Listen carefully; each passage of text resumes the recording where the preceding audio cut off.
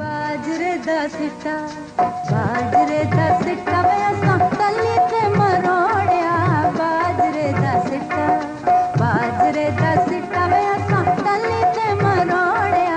आम तौर पर तस्वुर किया जाता है कि बरसगीर पाक व हिंद की फिल्म इंडस्ट्री में जो खवातीन आईं और नुमायां हुई या गैर नुमायां रहीं, उनका ताल्लुक बाजार हुस्न से था, जिनके ऊपर उंगलियां उठाई जाती थीं और बातें की जाती थीं कि ये अच्छी खवातीन नहीं, और फिल्म इंडस्ट्री के बारे में यही ख्याल किया जाता था कि ये कोई अच्छा शोबा नहीं, खास तौर पे खवातीन के लिए तो बिल्कुल मौजू नहीं। लेकिन इसके बरक्स पाकिस्तान फिल्म इंडस्ट्री में बेशुमार खानदानी खवातीन आई जिनके बारे में आम तासुर यही था कि ये अच्छे किरदार की मालिकन नहीं, लेकिन उन्होंने न सिर्फ फिल्मों में काम करके नाम और शोहरत कमाई, बल्कि उन्होंने अपनी इज्जत और वकार का भी भरपूर तरीके से दिफा किया। आज की वीडियो में हम अदाकारा मुसर्रत नज़ीर के बारे में फिल्मी सहाफी खावर नईम हाशमी के इंकशाफात के बारे में बात करेंगे कि कैसे मुसर्रत नज़ीर ने दुबई के ब्लैक चेक को फाड़ कर फेंका और कौन सा जुमला तारीखी कहा जिसको सुनकर फिल्म स्टूडियो का मालिक हक्का बक्का रह गया।